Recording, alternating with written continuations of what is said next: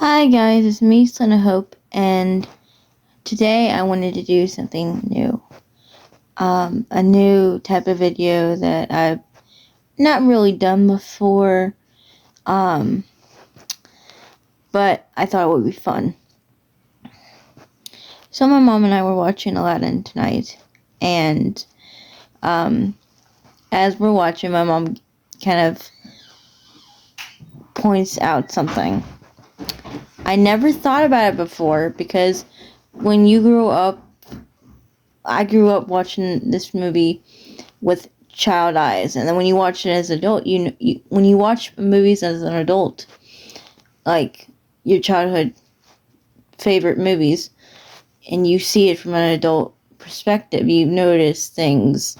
You notice like bloopers or mistakes or plot holes. You don't think about it as a kid because you don't notice that stuff. You see the colors and the music. You hear the music and like it's fun. But when when you're an adult, you notice things and then you slowly ruin your own childhood by thinking about these things. So my mom pointed out that Jafar is actually not the real villain of the movie. And I know what you're thinking. Is it Aladdin because he lies to Jasmine and everyone in his life? No. I'm going to prove why the genie is the real villain of Aladdin. I know what you're thinking. How can the genie be the villain? He's like the funniest and best character in the movie. Yeah, he's charming. But manipulators are usually that. And I'm going to show you why this guy here is the real villain of the movie. So let's get to the point. When we first meet Genie, and he talks about the rules, and he's getting to know Aladdin and the monkey a little bit, kind of reuniting with Carpet. He talks about I can't make people fall in love. I don't ask to bring dead people back to the from the dead, all that stuff. And if you notice, Aladdin's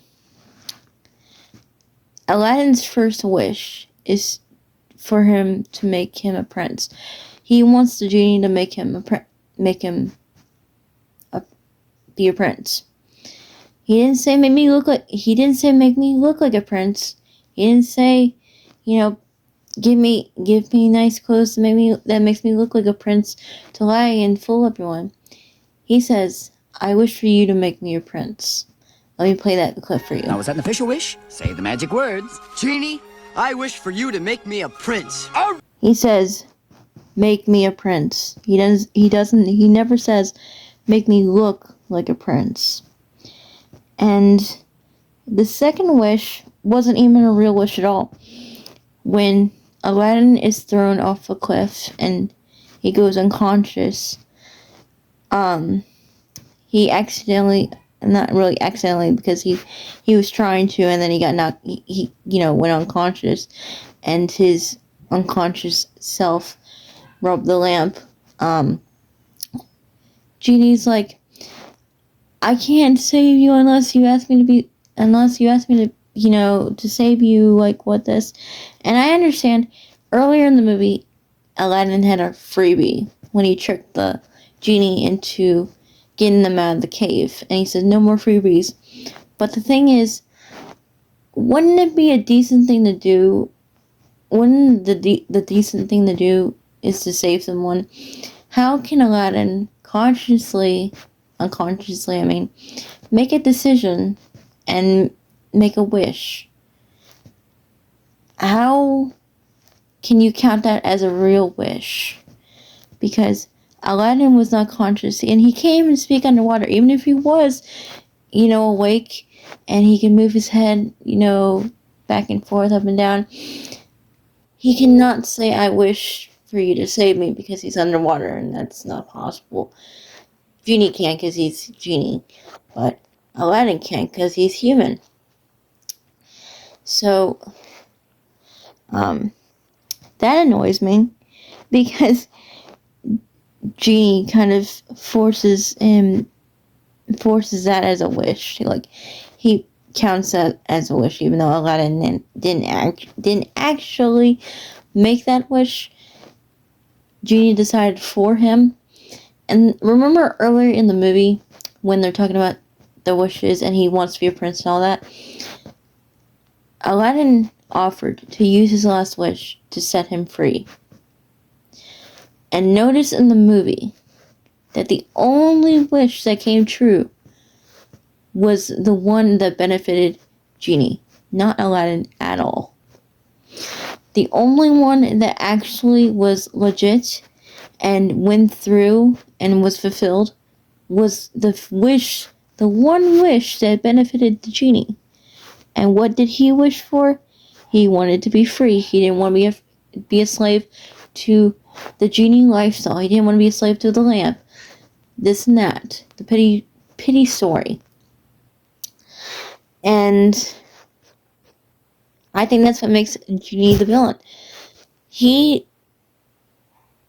And later on in the movie, if you really think about it, he kind of tries to guilt trip Aladdin into giving, saying the wish right after, Jasmine and Aladdin are announced as soon to be husband and wife, because at some point they're supposed to get married because Jasmine's the princess. And Genie's like, well, now this is the part where you say, Genie, I wish for you to be free. And he gets mad that Aladdin's not, doing it in that moment. You see? And it's because he's feeling guilty. He's like, they all like me because they think I'm someone I'm not. Genie, what am I supposed to do with this? Aladdin is visibly upset over this. And what does Genie worry about? He worries about his freedom. And so I got to thinking as my mom pointed this stuff out to me. I thought of a theory that I think backed up hers. And it is the point of the movie where Iago finds the lamp and brings it to Jafar, and the rest of the movie ends the way that it does. If you notice that even though in the movie Aladdin never actually had his wishes fulfilled, he never got a third wish. He doesn't get a third wish. He doesn't even get the first wish fulfilled. And his second wish wasn't his wish, it was decided for him. After all that, not even getting a third wish, even if it doesn't get fulfilled or not, he decides that he's going to listen to Jafar. And I would think, as a genie, you would have to listen to your master and have to fulfill the 3 wishes. But that doesn't happen. See, when Jafar finds him, instead of saying, I can't serve you because I have a master who hasn't gotten 3 wishes yet, he's like, oh, okay, I guess you're my master now. My theory is he wanted to be found so that he could stick it to Aladdin, because if Aladdin had wished for him to be free in the moment that he wanted to be free, none of the Jafar drama would have happened, like him being Sultan and then being the sorcerer and all this stuff. I think he wanted to stick it to Aladdin and say, you see, this is what happens when you don't let me free the moment I want to be free. This is what I'll do. I'll let someone else be my master. You see? And I think this also proves my mother's point of why the genie is the real villain of the story. And it's just, I was laughing so hard because of what we were talking about, And then I had my own theory that proved hers. It's just wild. If you really think about it, the real villain of the story is not Jafar. It's not even Aladdin for lying, even though, lying and stealing is bad. But the main issue, the main villain, the biggest problem of the movie, villain-wise, because I think the Genie's funny. I think Robin Williams did an amazing job as the Genie. The main and true villain of the story is Genie, because the only real wish that was fulfilled was the one that benefited him. Even before he was freed, he said, just say the word and you'll be a prince again. Let me play that clip.